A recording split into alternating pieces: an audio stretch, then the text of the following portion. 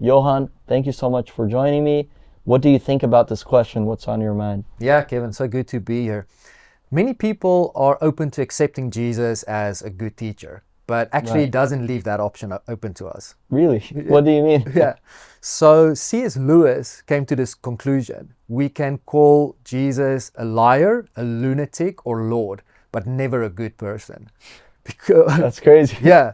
And the reason he said that is because of the claim that Jesus made that he was the Son of God. So he was then either a liar or he was a lunatic, thinking he was, the Son of God, but it wasn't true. Or he actually was the Son of God. It's only those three options. But you can't be a liar and a good teacher. You can't be a lunatic and a good teacher. Yeah. Wow, that kind of makes sense. Yeah. If he claimed. Yeah. Can I read you the quote? It's actually quite spicy. Okay, yeah, please. Okay, so C.S. Lewis wrote this. I'm trying here to prevent anyone from saying the really foolish thing that people often say about him. I'm ready to accept Jesus as a great moral teacher, but I don't accept his claim to be God. That is the one thing we must not say. A man who was merely a man and said the sort of things Jesus said would not be a great moral teacher. He would either be a lunatic on the level with the man who says he's a poached egg, or else he would be the devil of hell. You must make your choice. Either this man was and is the Son of God, or else a madman or something worse. You can shut him up as a fool, you can spit at him and kill him as a demon, or you can fall at his feet and call him Lord and God. But let us not come with any patronizing nonsense about his being a great human teacher. He has not left that option open to us. He did not intend to. Now, it seems to me obvious that he was neither a lunatic nor a liar, and consequently, however strange or terrifying or unlikely it may seem, I have to accept the view that he was and is God. Whoa, big words there. Yeah. Crazy. Yeah, big statement.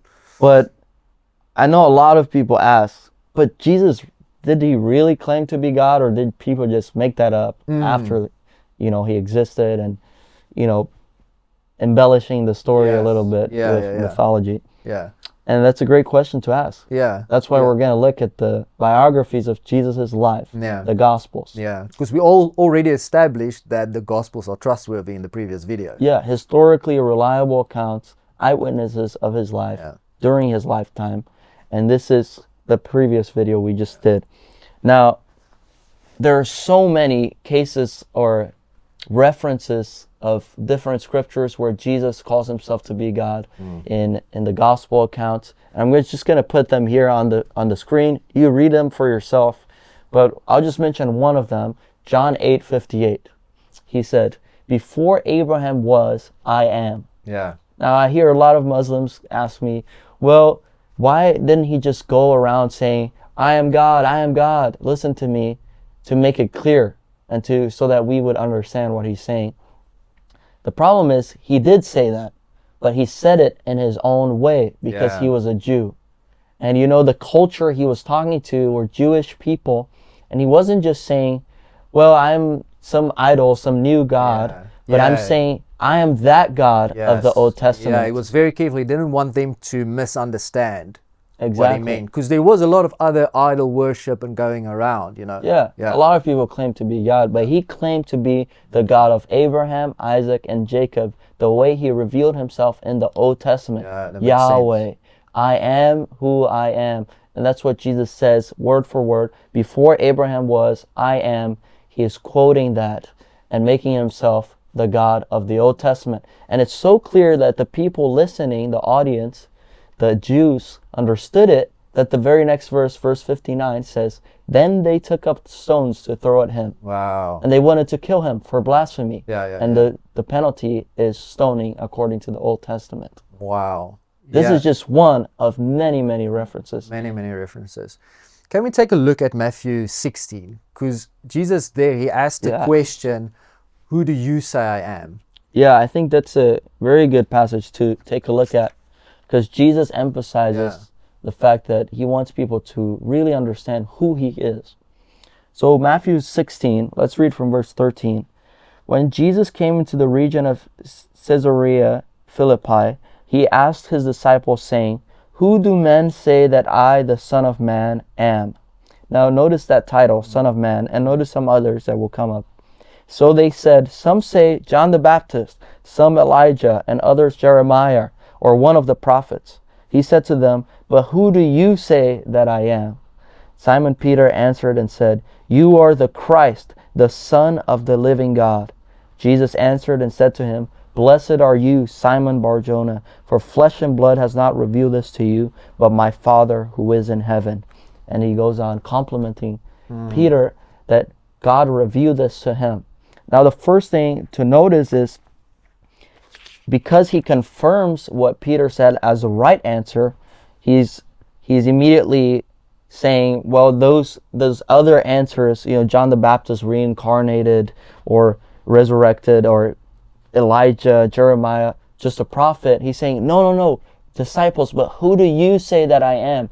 Because the right answer is what Peter said. He said, God just revealed that to you. Yeah. Wow, that's really striking. I'm very curious about that term that Jesus called himself, the Son of Man. Yeah. Because people would say, look, Jesus himself referred to him as the Son of Man, not the Son of God. Right. Is there something more to it? Great question. Yeah, so we see 4 titles here. Son of Man, Prophet, the Christ, the Son of the living God. Now notice he did confirm he is the Son of the living God. And we're going to look at more passages where he does exactly that. Yeah. But the usual term that he calls himself just throughout his ministry life, he just keeps referring to himself as the Son of Man for some reason. Yeah. And Son of Man and Son of God kind of seem contradicting. Yeah, but actually it's not, because Jesus was fully man and fully God. God in human form. Yeah. And that's why if I'm a son of man, then I have the nature of man. I am a human. And if Jesus is the Son of God, he is also not just human in nature, but also God in nature, equal with God. Yeah. But there was even more to that statement of Son of Man. The Son of Man, when Jesus said that, he was actually referencing straight from the prophet Daniel. In Daniel chapter 7. And the Jewish audience, the people that knew the scriptures, they understood this. So let's look at that very quickly. In Daniel chapter 7, this is what passage that Jesus is quoting every time he says Son of Man. In verse 13 it says, "I was watching in the night visions, and behold, one like the Son of Man, coming with the clouds of heaven. He came to the Ancient of Days, and they brought him near before God. Then to him was given dominion and glory and a kingdom, that all peoples, nations, and languages should serve him. His dominion is an everlasting dominion which shall not pass away, and his kingdom the one which shall not be destroyed." Wow. It's amazing where Jesus, every time he refers to the Son of Man, he says, I am that guy that is going to come with the clouds of heaven one day, and God is giving me every nation, every kingdom, and not just any kingdom, but the one kingdom that belongs to God that will endure forever and ever and ever, and every tribe, every language, every people will serve me. Yeah. Wow. It makes sense, because when Jesus calls himself the Son of Man, he's not saying, hey, I'm a man. Like, nobody goes around saying that, hi, I'm a man. Right. Like you said, the culture and the people from that time, they would know that he's referencing Daniel. Yes. The heavenly man that was on the clouds in that vision. It makes so much sense. Yes, there's so much more to it. But then if we look at, obviously Jesus says he's more than a prophet, but then he confirms that he is the Christ and the Son of the living God. Two very important statements too, because the Christ first being in Greek, Christos, coming from Mashiach, meaning the anointed one in Hebrew. So all over the Old Testament, even from Genesis 3:15, Genesis 12 to Abraham, all over the prophets, God gives this promise that he will send a Messiah, an anointed one, a Savior, and a king from the tribe of Judah, the house of David, that will be king over Israel, and that will bring peace and the knowledge of God to the nations of the earth. And that's what Jesus did. Even being the one that introduced the God of Abraham, Isaac, and Jacob to every nation in the world today, with billions and billions knowing who he is. That's who Jesus is the Messiah, but also the King who will reign in Israel and to come. But then more than that, Jesus connects that, or in Peter's sentence, to being the Son of the living God as well. So he's saying all these titles, Son of Man, Messiah, Son of God, all of this is about me. Yeah. I'm all of those things. I'm not just a man that God chose to be the Messiah, but I'm actually God incarnate and the Messiah. And there's even prophecies in the Old Testament that specifically state that. For example, I think it's in Zechariah, it says, God says, I will raise to David a branch of righteousness, and his name will be called the Lord our righteousness, and the Hebrew being Yahweh our righteousness. How can a man, the Messiah, be called Yahweh our righteousness? Well, because he's more than just a man. He is God made flesh. Yeah. Wow, man, there's so much. Is there So any true. more? Any, like, one last thing that's really striking? Yeah, I think, there's so many passages in the Gospels where Jesus says he's the Son of God. But I think we should just look at one from each Gospel very quickly. Yes. And specifically from the trial scene, where he makes it undeniable. Because I think the reason being... He was on trial. He was on trial. Yeah. They were asking him, and it was time for him to be crucified. And the trial was actually exactly about this, like who he claims to be. Exactly. Yeah, so let's see what it says, yeah. Matthew chapter 26, let's go there. From verse 63. It says, And the high priest answered and said to him, I put you under oath by the living God.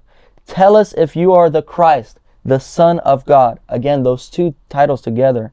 He's saying more than just a Christ and a Son. Jesus said to him, It is as you said. Boom, confirmed. Nevertheless, I say to you, hereafter you will see the Son of Man sitting at the right hand of the power and coming on the clouds of heaven. All those, Christ, Son of God, Son of Man, yes, that's me. Then the high priest tore his clothes, saying, He has spoken blasphemy. What further need do we have of witnesses? Look, now you have heard his blasphemy. What do you think? They answered and said, He is deserving of death. Wow, man, that is clear. Yes, clear, especially because he said he was the Son of God. Yeah. Making himself equal with God. Yeah. That's blasphemy. Right, let's look at Mark. The same scene we read in Mark 14. This is another eyewitness of the same event. So it's very similar, but the wording is slightly different because that's what you would expect. Yeah. Someone else is writing about it. 61. In verse 61, but he kept silent and answered nothing. Again the high priest asked him, saying to him, But are you the Christ, the Son of the Blessed?